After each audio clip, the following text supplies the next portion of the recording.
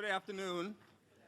My name is Rob. Let me try that again. Good afternoon. Good afternoon. Thank you. My name is Rob Higgins. I'm the Chief Financial Officer of AARP, and it's a real pleasure to introduce another financial professional. I'm going to have to ask Chris at some point to tell me the story about why he wears two watches. I do know the answer. It's about being on time. It's a pleasure to introduce Chris. He is the CEO and owner of his own brokerage company, Gardner Rich. He's got offices in New York, Chicago, and San Francisco. And after conquering grave challenges to become a successful entrepreneur, he told his story. Best-selling autobiography, The Pursuit of Happiness, which has been translated into more than 30 languages. The book inspired the acclaimed movie with the same name, Pursuit of Happiness, with Will Smith playing Chris Gardner. And the movie has won a Golden Globe, Screen Actors Guild, and Academy Award nominations. His latest book is To Start Where We Are, life sessions in getting from where you are to where you want to be. And Chris has been an ambassador for AARP since 2010. I've had the opportunity to break bread with Chris and found him to be, as described in the book and portrayed in the movie, despite life's troublesome journey sometimes and hard knocks, that he's a strong man that's not broken, a motivated man that is not discouraged, and a joyful man that is not bitter. It's really an honor and a privilege to introduce to you Chris Gardner.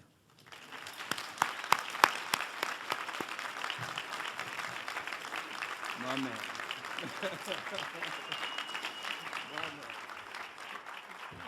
Thank you, sir. Hey.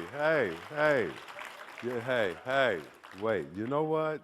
I have to say this, and I always say it, but anytime I get a reception that warm, I feel like I need to let everybody know, Will Smith is not coming.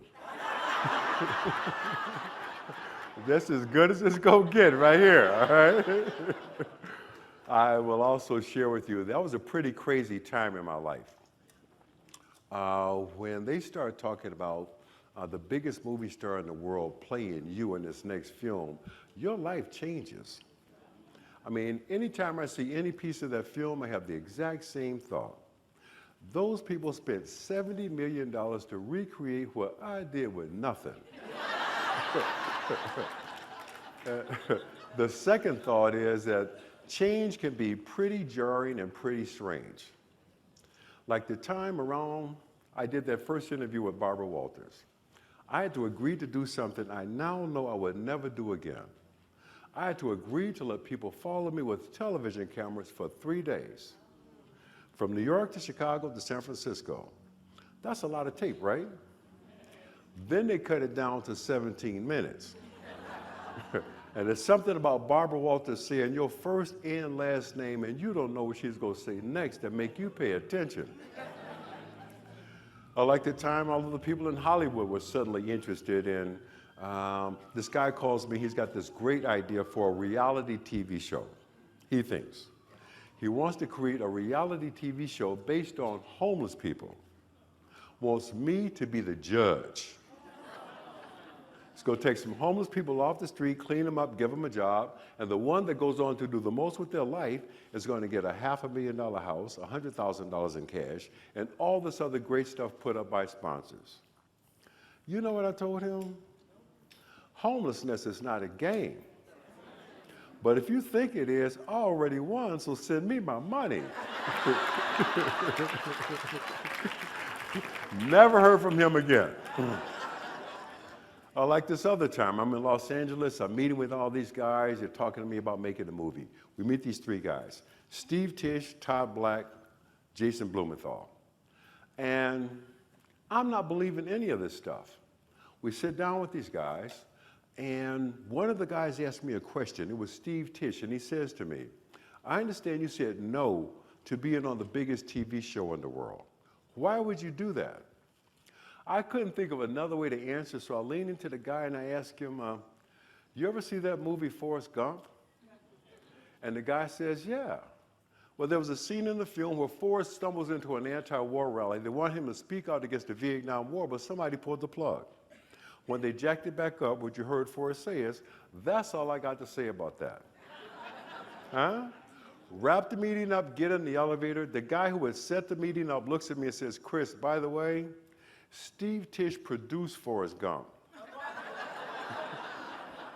Hey, I didn't know. Boy, think about that for a second. Forrest Gump won 6 Oscars, was the 3rd highest grossing film in history, and I'm asking a man, had he seen his own movie? That's what got the deal done. They knew this boy's the last Okie from Muskogee. He ain't got no idea.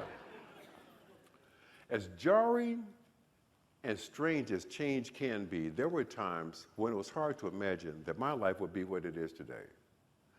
Especially the time when my son and I were living in that bathroom. Maybe you remember that scene in the movie. There was a highly polished sheet metal piece over a sink. It wasn't a mirror, but it served as a mirror. And I had to wash myself in that baby every day, wash my baby in that sink, and I had to ask myself some very predictable questions. What happened? Why did this happen? Why did that happen? But the most difficult question I had to get through was, how did I get here? And the answer was even more brutal. The answer was, I drove here. I had something to do with it. You can't change something until you own it. So if you're 50 plus and you're sitting out there and pointing fingers at other people, you can do that for a long time. But it's hard to look in the mirror and say, how did I get here? And have the answer be, I drove here. I had something to do with it. It's uncomfortable to admit that, well, I made some bad decisions. I made some investments I shouldn't have made. I had something to do with it. When that man sold me that house for no money down, I should have told him what he could do with that house. Huh? When I signed that adjustable rate mortgage, we all know these things only adjust upwards. No one's ever going to call you and say, guess what? You're going to pay less for your money in your house next year. Ain't going to happen. So the idea of I drove here is empowering, because the other side of it is, if I drove here, that means I can drive out of here. I have to own it.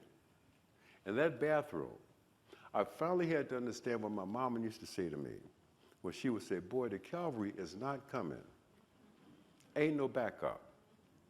I was 28 years old when that part of my life happened. Change was coming fast. And you know what? Change is everywhere, all the time. Social change, technological change, and the most potent of all, personal change.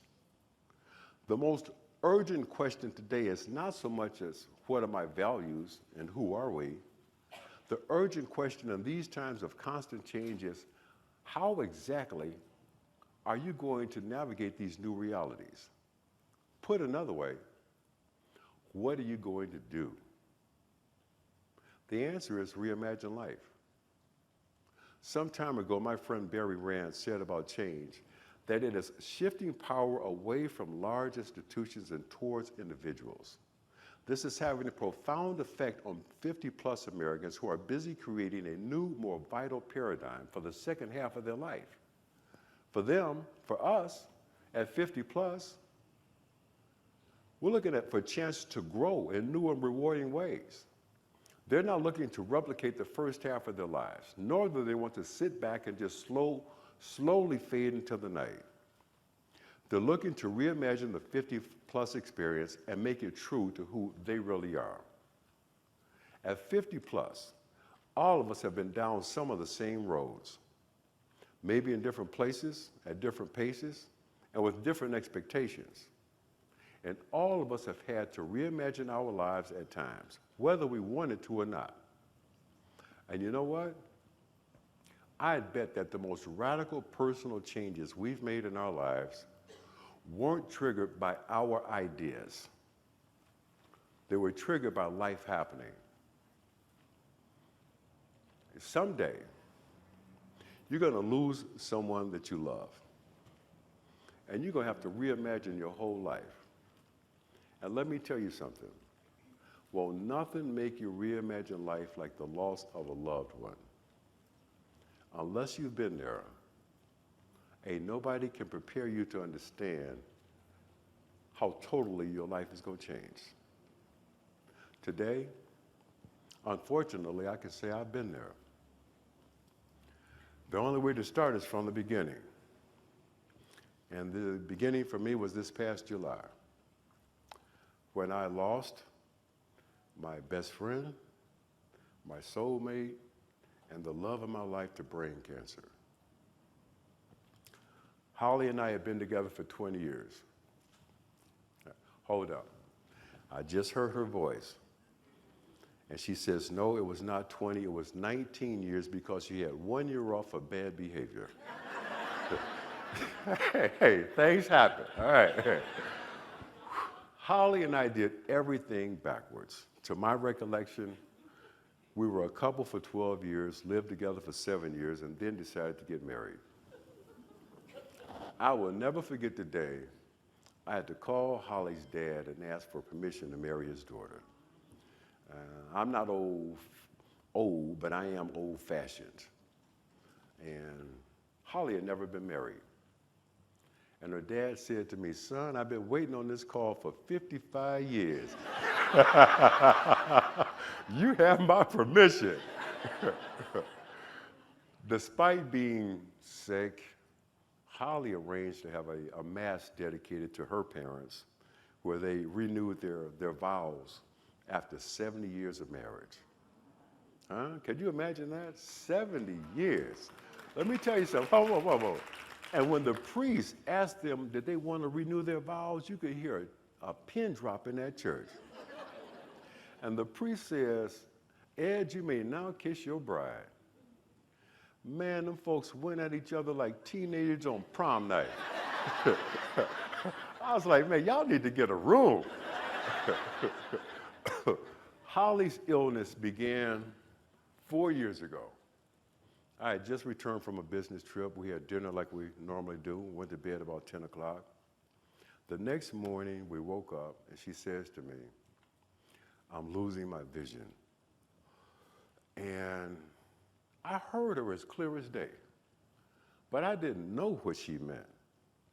And I'm sitting on the edge of the bed trying to figure out, and I started with a bunch of questions that helped me just catch my breath.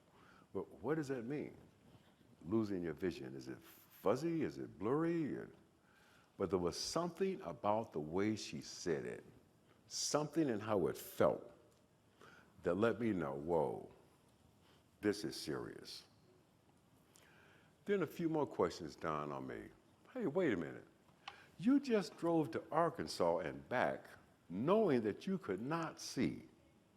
Don't you know I would not have let you take that trip if I knew? He says, yeah, I know. That's why I didn't tell you. The questions I was asking were meaningless. Now, I have a manageable eye condition. It's called glaucoma. Some of you might have it too. 20 years ago, I found one of the premier glaucoma specialists in the world, Dr. Ted Krupin, who lives in Chicago where I live, and he's still taking care of me now. Now, as we all know, getting in to see your doctor when you want to, which is usually right now, doesn't always happen. But Dr. Krupin says, get in here. We go in, same day. Later that day, I get the call. I get the call that nobody ever wants to get. When your doctor, who you trust, who's been treating you for 20 years, calls you up and asks, are you sitting down? That's the call that kind of gets the life reimagined wheels spinning before you know what's up. Our lives were about to change forever. I was sitting down, but I was driving.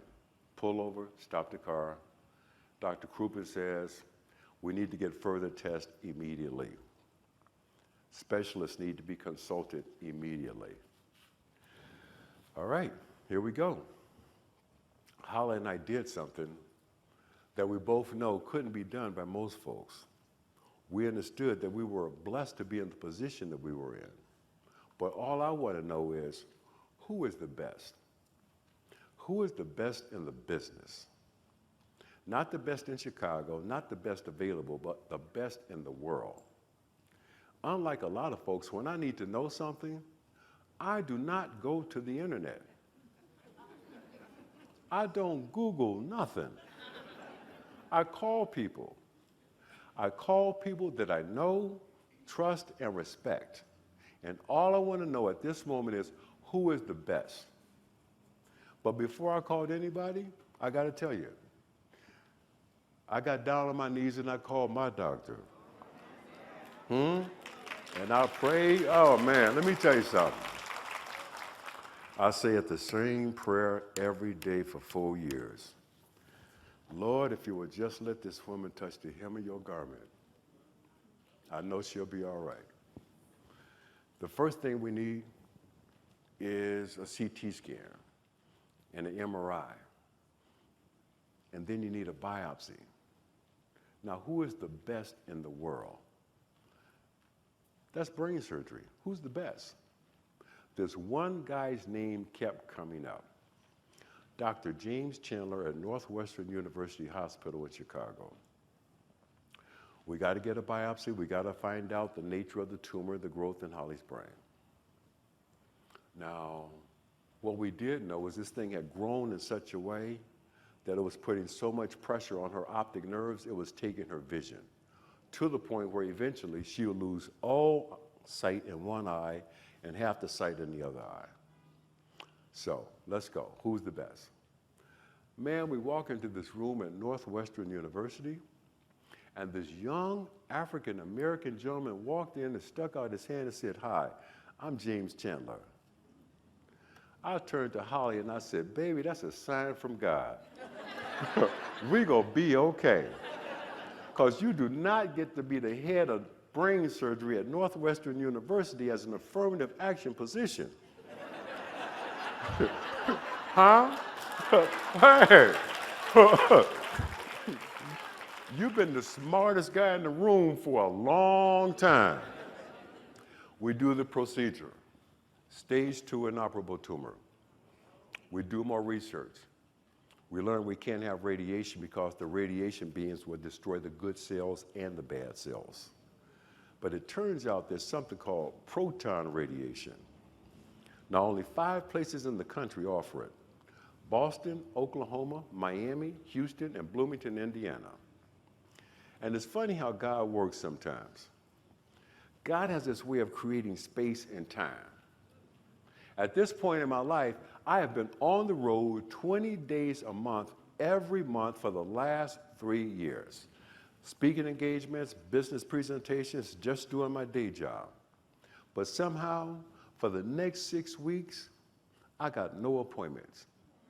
I got nowhere to go and nothing to do. That was God's way of saying, no, I got something else for you to do.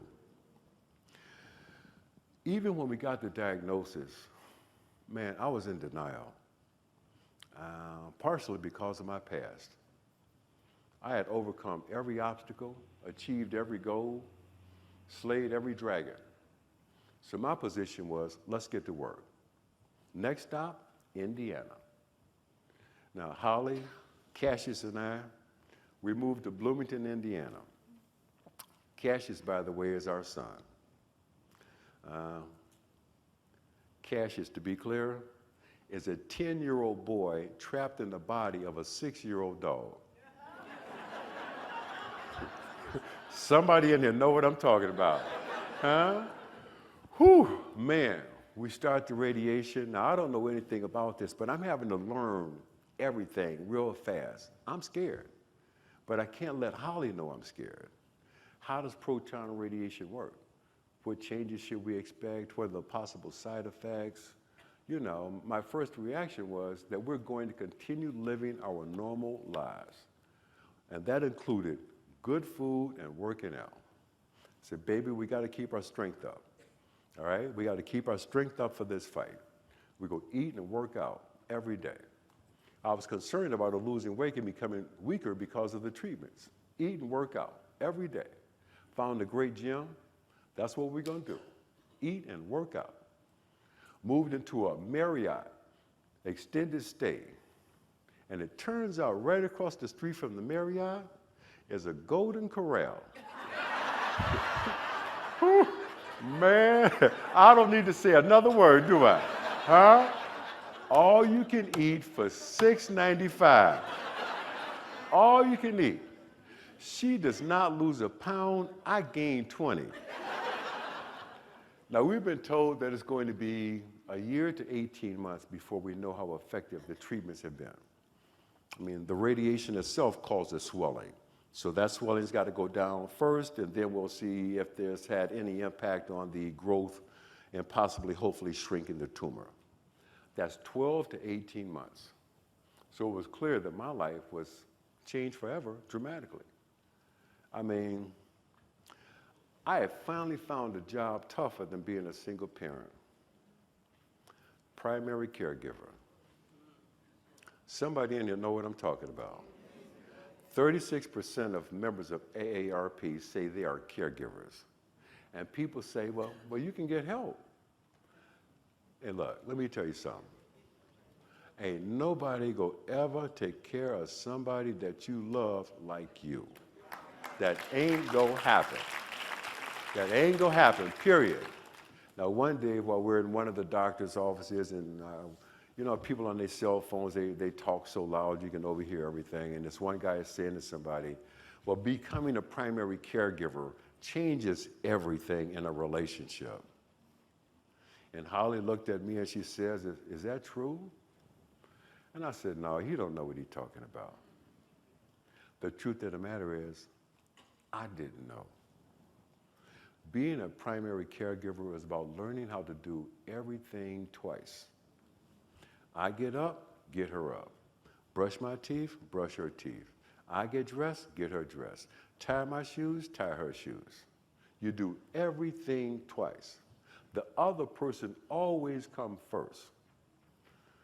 And being a primary caregiver, man, I had to learn more about being a woman than I ever wanted to know. What is this thing with the earring? Well, hold up. What is so important that the back of the earring got to match the front of the earring? Ain't nobody gonna see it anyway. You can't see it. But Holly could feel it, and she say, no, that's not it. That's not it, right? I will never forget the time I dropped the back of the earring into the plush pile carpeting of a nice hotel. Couldn't find it. Now, we can't go anywhere until I find the back of this earring.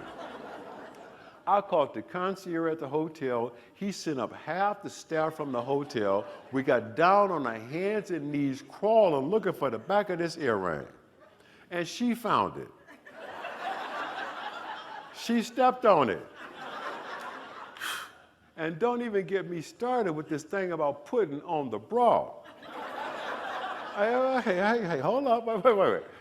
You got to put the thing on. You got to get everybody situated, right? Right? Then you got to snap the thing in the bag. Men don't know how to put bras on. We know how to take them off. Hey, I had to learn, right? The other person always comes first. And sometimes only. You might not get to do nothing for you that day. I mean, I ran out of the house one day. I had to get Holly together, get her all squared away, make sure she got everything that she needs. I got to get to a big meeting downtown. I left the house and didn't know it till I got to my meeting. I left the house wearing 2 different color shoes. One black, one brown. One suede, one leather. One lace up, one loafer. Now that means I had a few chances to get that right. Man, I didn't know it until I got in the meeting. I'm sitting there talking to these people, sit back, cross my legs, and everybody's looking at my shoes. Didn't matter. I got that business anyway. Them folk probably feel like, boy, we need to get this man something. Being a primary caregiver, you do everything you do with love. It teaches you all about love and fear. Now, on the outside, hey, I'm a fearless guy. And if you're an American man over 50 years old, you got some John Wayne in you. Huh? You got some John Wayne in you that says, no, we got this. We got this. We got access to the best minds in science and medicine. We got the insurance. We got the reach. We gonna be okay. On the inside, she couldn't know. I was scared too. Holly loved to read. One of the hardest things about this challenge that we were facing, she told me, was she didn't feel like she was getting any smarter because she couldn't read like she used to. So as an act of love, I began to read to her. And I say to her, I said, baby, you got to stop saying you only got half an eye. The truth of the matter is, now you got 2.5 because I'm giving you both of mine. Huh? Another time we had this very painful conversation. Psychiatrists, social workers, doctors have been telling us that the vast majority of people who wind up in these kinds of cases get divorced. They break up. Holly says to me one day, well, what if I lose you? And I pulled her face to me as close as I could so I knew she could see me. And I asked her, I said, baby, have I missed a step yet? Well, then I'm not going to. And that was the last time we had to deal with that. We had that handled right there in the house. That was done. We could handle that. You know, we didn't have to go outside for that. And you get to these spaces and places in your life sometimes, and sometimes you get to learn some things about yourself that you always knew, but you get to see it demonstrated. My greatest asset and greatest fault as a person is I am loyal. If you've been there for me, I'm gonna be there for you. I would have been a good dog.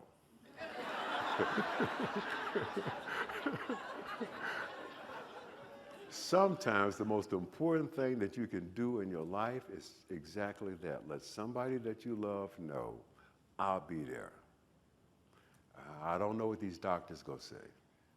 I don't know what this MRI is going to say. I don't know what the CT scan is going to say. I don't know what this pathologist is going to say. But you know, I'm going to be there. That's being a primary caregiver. That's life reimagined. Stage 2 inoperable, 12 to 18 months before we know anything. Holly starts to fall down to the point where she broke the same arm twice in 2 years. First time, it was a nice, clean break. No surgery, just put a cast on it, she's good to go. Get on a plane, go to Hawaii on vacation, no problem. The second time, the doctors take a look at it and say it's pulverized. You can't just put a cast on it. We had to put in 4 titanium pins. And Holly lived like that the last 4 months of her life. I had to change that dressing on that pin, on that arm, twice a day.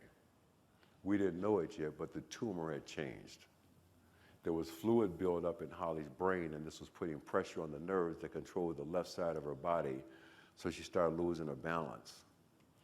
One day, I had to pick her up 4 times.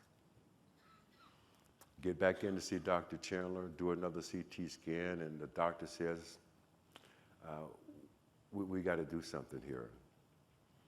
There's fluid buildup in the brain, and we've got to drain that fluid off the pressure out of there and drain it into our abdomen, and that's going to help with the balance. But we got to take another biopsy of this brain. So now we got a stage 4 tumor. Rehab, 6 weeks. People come to Chicago from all over the world to go to something called the Rehabilitation Institute of Chicago. And let me tell you something. It has given me a new perspective on what it means to struggle. All this stuff that we're dealing with out here every day, all this stuff is negotiable. We are all playing some form of let's make a deal. Huh? You trying to make something happen, you trying to get something, you go get it or you not. That's let's make a deal. But when you land flat on your back and can't move nothing but your right foot, that's a non-negotiable position. Stock market, housing market, job market, all that stuff out there is negotiable. But when you see somebody that you love, 55 years old, struggling to try to learn how to walk again, trying to learn how to eat with a fork again, that's non-negotiable. Had to go to New York, major business, couldn't reschedule, had to do it, got to keep it.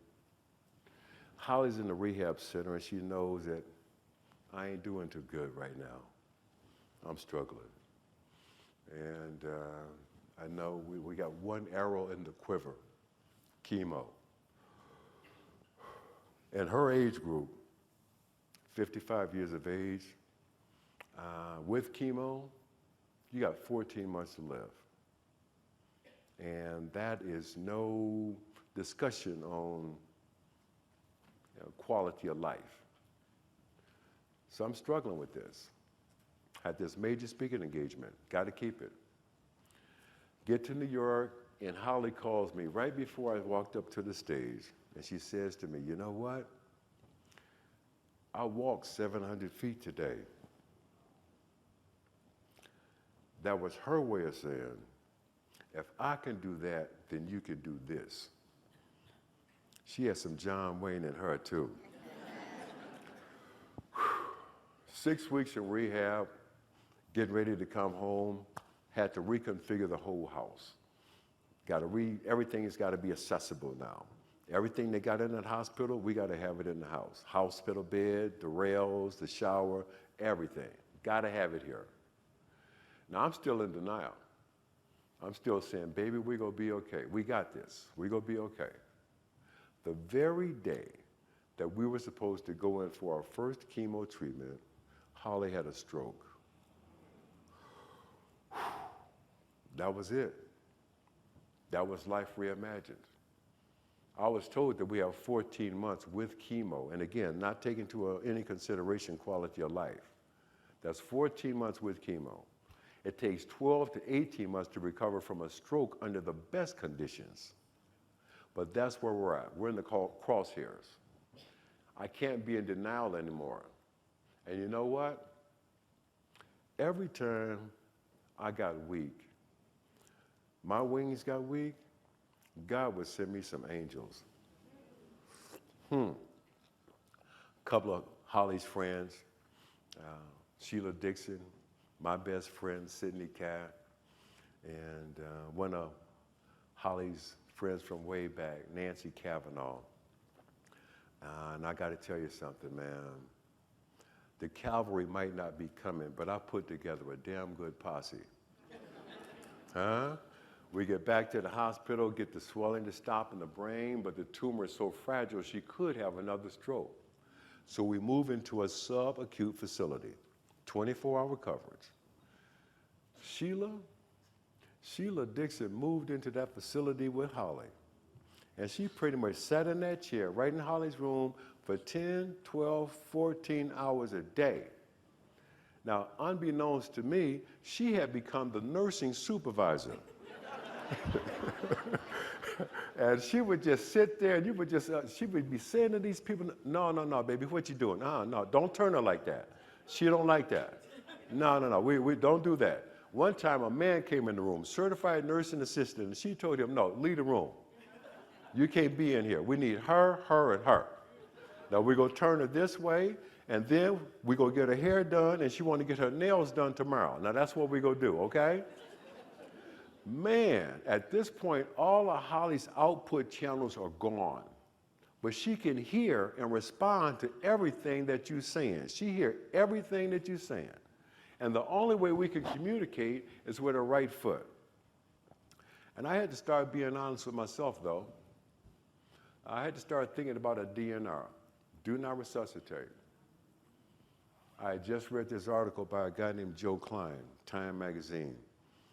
Mr. Klein, in his words, had to become the death panel for both of his parents within a 6-month period.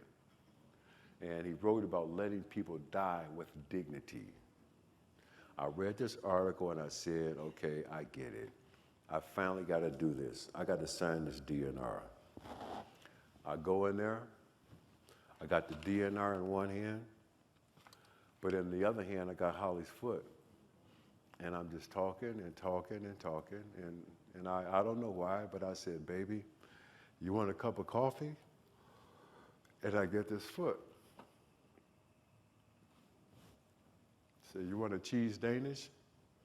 I get the foot. Now, what do? You got a DNR in one hand, in the other hand, you got this foot telling you to go get me a coffee and a Danish. What do? You go get the coffee and the Danish. That's what you do, all right? I had to suck up the coffee in the straw, put a little suction at the top, and just drop it in the mouth, and you could see her. And we were having coffee. Some of our last conversations that I had with Holly were her asking me, what are you going to do? Now that we see how truly short life can be, what are you going to do? That was my life reimagined moment. She and I have been talking for some time about where we are, where she was, where I was. But now the question was staring me in the face. What are you going to do after Holly? And you know what? For 30 years, I've been doing something that I was good at, business-wise, not just good at, one of the best in the business. But after 30 years, I don't want to do it anymore. One of the best in the business, made a ton of money doing it. I don't want to do it anymore. It's not what gets me excited. I started taking my own advice and I said, I'm getting out of the brokerage business. I've been telling people for a long time, if you're doing something that you're not passionate about or committed to, then you're compromising yourself every day. And you know what? You cannot fake the funk for long. So I'm getting out of the brokerage business. I've been thinking about spending, and not just thinking about it, but I know I've been spending more time and energy on other things anyway. But it was these last conversations with Holly that led me to just push away and begin to reimagine my life. One day, all of us, we're going to get to a stretch of road where there's no maps, no road signs, and no GPS. There's going to be a fork in this road. And one way is going to say, I'm scared and don't know what to do. The other way is going to say, I'm scared, but I'm stepping out on faith. That's the road you got to take. And when you push away, sometimes you just need to make a good, clean break. All right then, shut it down. Shut down the business.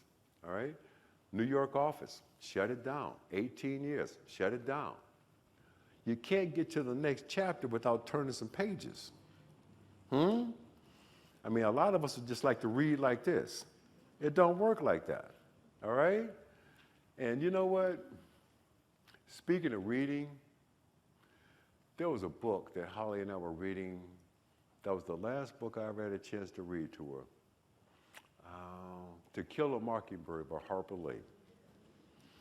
And I would sit there and read, and she's giving me the foot, and I read slowly, pages and chapters, and I knew that when I finished this book, Holly ain't gonna be here. I haven't finished that book yet. I don't know if I ever will. Yeah.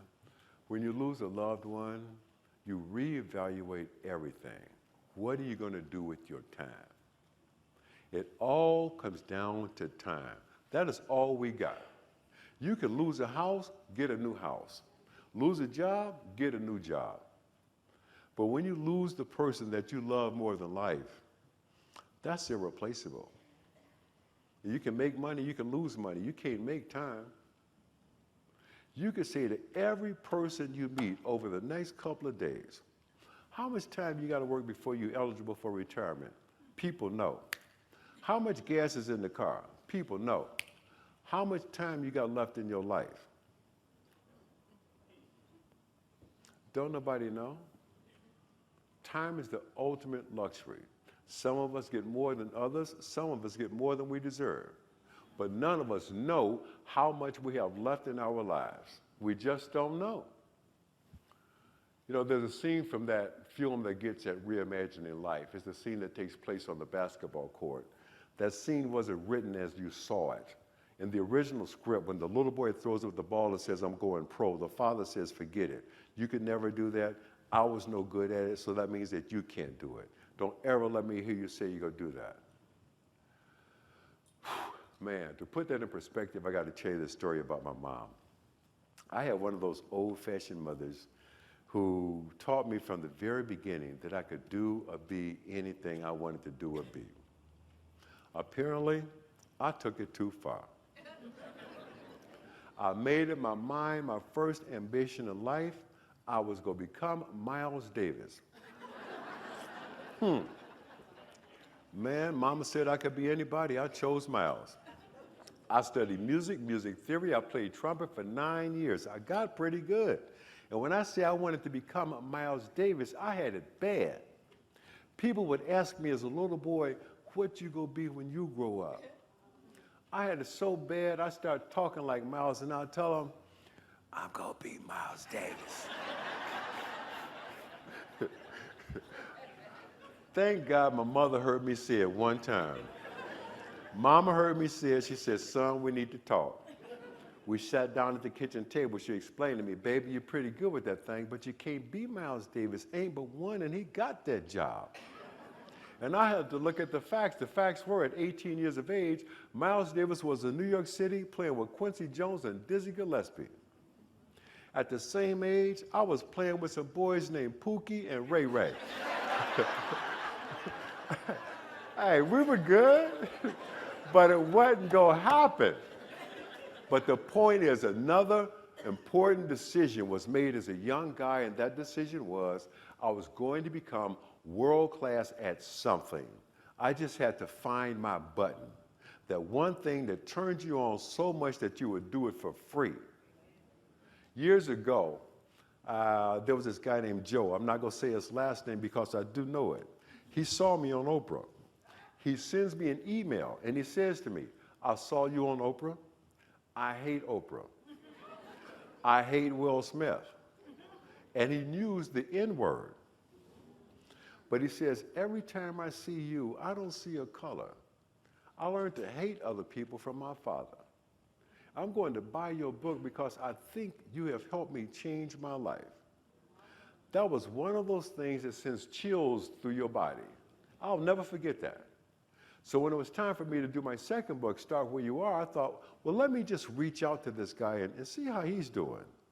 Get him on the phone and I say, hey man, what's happening? And I got a new book coming out and I want to use your letter in my book. Is that okay? He says, oh, no, Mr. Gardner, please, oh, don't do that.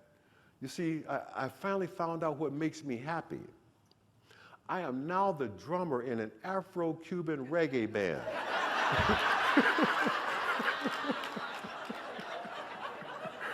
Hey, that's life reimagined. Huh? It don't always look like you thought it would. That was Joe finding his button. And you know, maybe it's time for a lot of us over 50 to not be looking for a job. Maybe it's time for us to be starting to find our button and then hit it. Find it and be bold enough to go after it and accept the fact that ain't nobody got to dig it but you. That's the hard part, because a lot of times we want to have some external validation, like it's okay, it's a good thing, it's all right for you to do that. Hey, ain't nobody got to dig it but you. That's my mama talking. This is important because we're all 50 plus now. We have to accept that. You know what? There've been more yesterdays than there will be tomorrows. Do I need to say that again? Huh? There've been more yesterdays than there will be tomorrows. Losing Holly made that crystal clear to me. And when you find that button, and I can't tell you how to find it, the truth of the matter is a lot of us probably already know, man, you got to push it. And remember this, baby steps count too. as long as you're going forward. Dr. Martin Luther King put it best for me when he once said, you may not see the whole staircase, but you got to take the first step. We all take strides when we're clear, we're certain, and there's no obstacles. You got to take them baby steps sometimes when you don't know. And I think the AARP folks are getting this. They know that the old paradigm is over. So the button thing is front and center for a lot of us right now. We're looking to discover what's next in our lives, working, volunteering, starting a business. All this change we're talking about is getting people to ask questions like, how do I use my years of experience to achieve success on my terms? How do I retool my skills for the new economy? How do I deepen relationships with families and friends? Where does fun come in?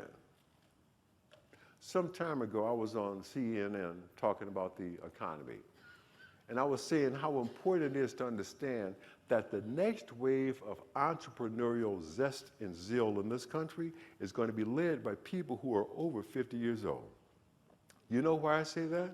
Because those are people who were let go from key positions in corporate America in their prime. And all these technical wizards and bright guys, they're missing something.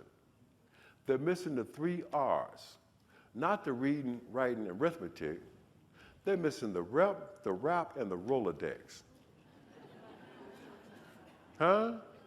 Reputation, history in the business. Rap, you gotta be able to communicate your ideas. Rolodex, Mama used to always say to me, boy, the best time to make friends is before you need friends. We're heading straight into a creator economy. Now, a creator economy is where a lot of people are just finding their buttons. They are ordinary, passionate people all over the places that are doing things that they're truly passionate about, pursuing big ideas, innovative solutions, being entrepreneurial. Think about that. The idea of being a creator is probably a little unsettling. And it's so contrary to the life course we've grown accustomed to, the steady job, career trajectory, and so on. But you know why? Because this is life reimagined. This is changing things up. This is 50-year-old folks pushing that button. You see, we don't need to reinvent ourselves. I never really bought into that whole reinvention thing. I mean, at this point, we are who we are. Most of us have the time. We ain't got the time or energy to be reinventing nothing. What we do need, though, is the confidence that the skills, talent, and expertise that we've accumulated during our lives can create value somehow. Skills, talent, and expertise are transferable. Why not use them to do something that we love? Why not use them to produce something, to build something, to love something, and own it? This is finding your button and pushing it. This is work reimagined. And that proverbial question, is the glass half full or the glass half empty? Hey, my position is the glass is half full. The other half ain't yours no way, so don't worry about it. Let's roll with what we got. Hey, a blank slate and all our imaginations are right here. Own it. And always be mindful that the cavalry is not coming. Ain't no backup. So what am I going to do? I'm going to tell you what I'm going to do. I'm going to do 3 things. I'm going to work less, make more money, and enjoy my life. Now that might sound like something just cocky to say. Let me talk about that for a second. That ain't just something cocky to say. Work less. What does that mean? That means I am no longer willing to do anything just to make money. No matter how good I am at it, I am no longer willing to spend another moment, a second, a minute of my life doing something just to make money. And the truth of the matter is, when you're doing something, though, that you're tremendously excited about, that you're passionate about, that you're committed to, you're probably going to be working harder than you ever worked in your life. But when you're loving it, that's not work, is it? That's not work. I'm telling you, make more money. What does that think? What does that mean? In my case, cut all these expenses, man. How many houses can you live in at one time? How many cars can you drive at one time? And get some people out of your pocket. Huh? Hey, wait. We all got some people who've been living in our pockets. The first people I'm putting out of my pocket are my children. Huh? A lot of us tried to give all our children everything that we didn't have, thinking that we were giving them a better life. And you know what? We're not giving them a better life, we're just giving them better stuff. Man, my children developed this at one point, highly evolved sense of entitlement.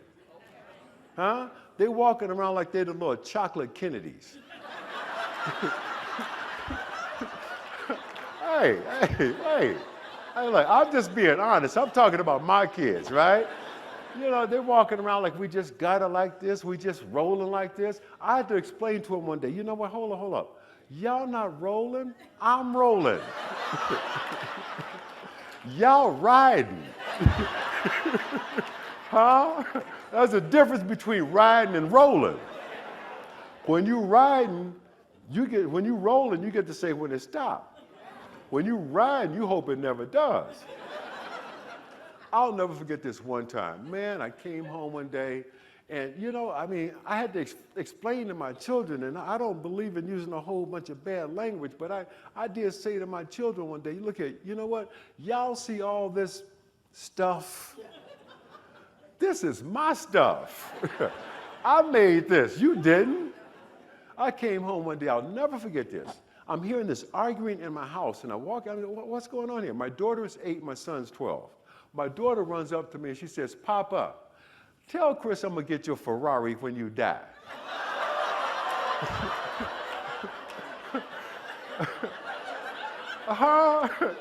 They in here whacking up the goods, right? She 8, he 12, can't nobody drive. They in there whacking up the goods. And this all happened around Christmas time. And I will never forget, it was Christmas time and report card time. And the house looked like Norman Rockwell's house. We got the tree up and all the presents decorated, and they bring home these report cards starting out with the back end of the alphabet. And I told him, I says, no, you know what? Christmas Day, don't open nothing. We're gonna leave everything right here until that next report card come out.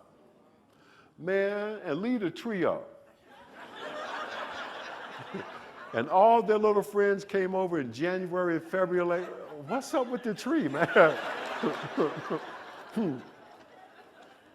We had a Rottweiler at the time, Bruno.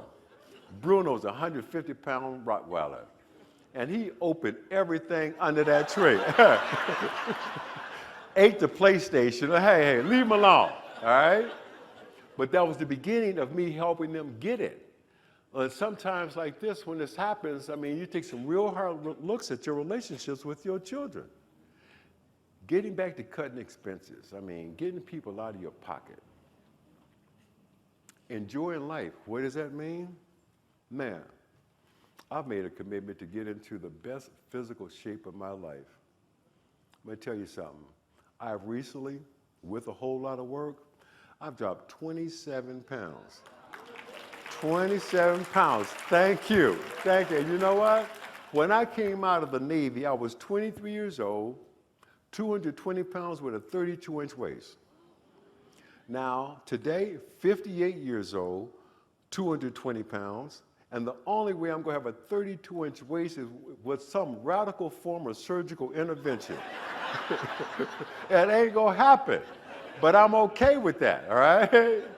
The only person happier about my new body than me is my tailor. And he's like, man, I cannot take your pants up anymore. If I take your pants up one more time in the back, you're gonna have a pouch. Enjoying life, getting in the best shape of my life. And I want to do work that is meaningful to me, and that means continuing to work with AARP. That means continuing to represent AARP at every opportunity that I get. I was just with some folks last night in New York, continuing my work in private equity in Africa. And I'm working on some ideas in media. For instance, all this talk about life reimagined. What about love reimagined? Huh? What happens? I mean, at the end of the day, we all just want to be healthy and we want to be loved. What happens when you're single, 60, and sexy? Hey, don't answer that.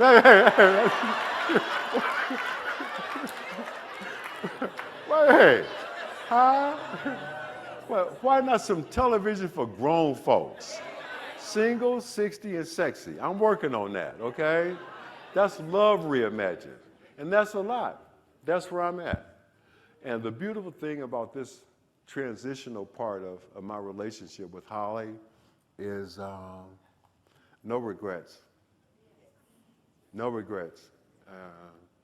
To have loved and been loved unconditionally. You know what that means? Unconditionally. That means somebody knows you and loves you anyway. Huh? Unconditionally. One of the last things that, last conversations we had was her saying to me that, you know what, you don't have to say that you wish we had done this or you wish we had done that, because we did everything. We did all that. And one of the last things that she said to me was, I don't want you to cry because it's over. I want you to smile because it happened. Mm-hmm. Whew. Whew. Man, girl has some Barry White in her too.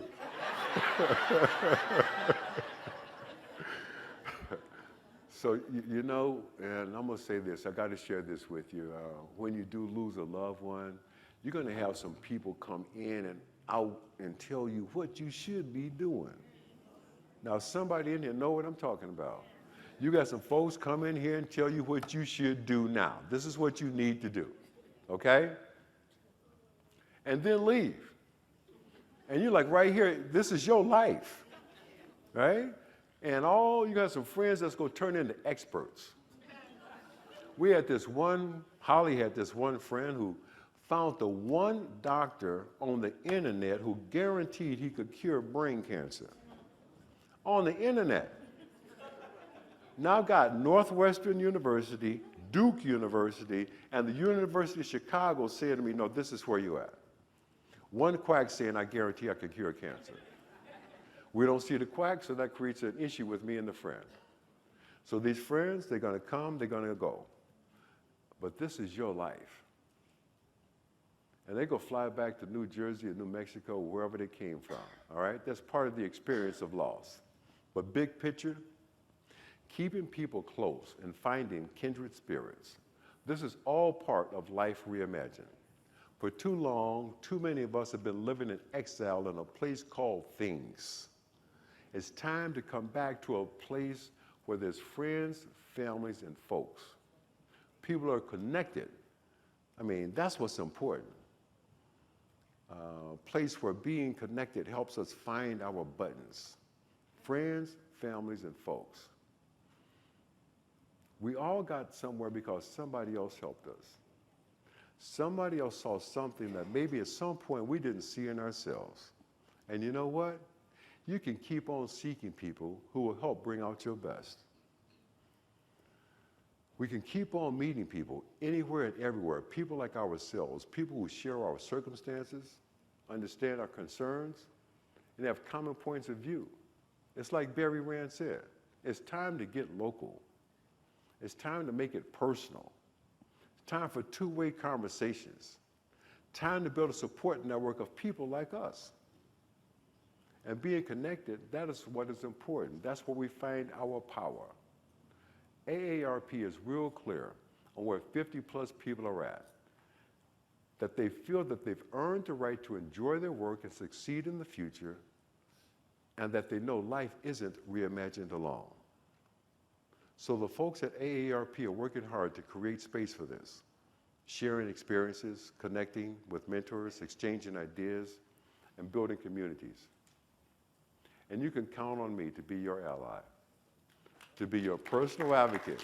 Because of where I've been and what I've been through, people 50 plus are all living in the same neighborhood, not demographically, but chronologically speaking. We're all in the same space. Some of these events, if they haven't happened for you already, they will. And it doesn't matter where you live or what your zip code is, because chronologically, we're all in the same space. Your work life is going to change. Your love life is going to change. Your relationships with your children are going to change.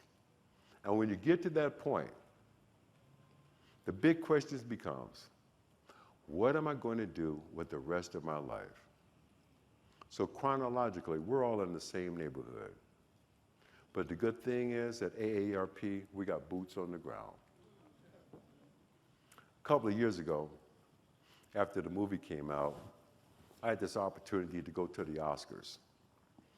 And I mean, as big as that thing is on television, it's even bigger in real life. Now, why am I here? I'm not just here. I'm here because the biggest movie star in the world is nominated for an Academy Award for playing me. So now it's the Oscars on steroids. I got 2 tickets to this thing. Who are you going to take? I take my daughter. Man, I don't know anything about women's clothes, but there's this woman, Vera Wang. She's supposed to be hot. She made my daughter a dress. These good folks from this little company called Chapard let my daughter borrow $500,000 worth of diamonds on her signature, which is really my signature. I walked behind her all night and I said, you better not drop nothing. You know, where's my earring? Man. And you're on that red carpet and you're surrounded by every rock star, movie star, wannabe, has-been on the planet. It's a pretty heady experience. But the very next week, I had a speaking engagement right here in New Orleans. The very next week, the next Sunday.